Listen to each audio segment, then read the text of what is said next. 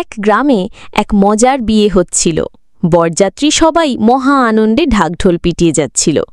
বর বাবাজি ঘোড়ার পিঠে বসে মহা খুশি। তার মাথায় ছিল একটা দারুণ পাগড়ি, আর পাগড়ির উপর ছিল একটা কিম্ভূত কিমাকার মুকুট। গ্রামের রাস্তাটা ছিল বেশ সরু, আর দুপাশে ছিল অনেক নারকেল গাছ।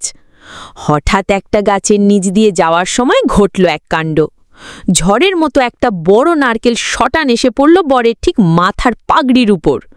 প্রথমে সবাই তো ভয়ে হতবাক, বড় চমকে উঠল, কিন্তু তার মাথায় পাগড়ি আর মুকুট থাকায় নারকেলটা সরাসরি লাগেনি।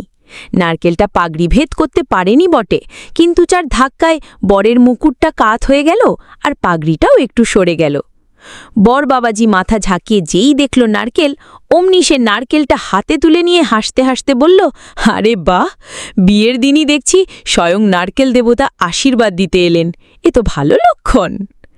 বরের কথা শুনে সবাই হো হো করে হেসে উঠল। কনে পক্ষও হাসি থামাতে পারছিল না। এই ঘটনার পর থেকে সেই বিয়েটাকে সবাই নারকেল বিয়ে বলে ডাকতে শুরু করল।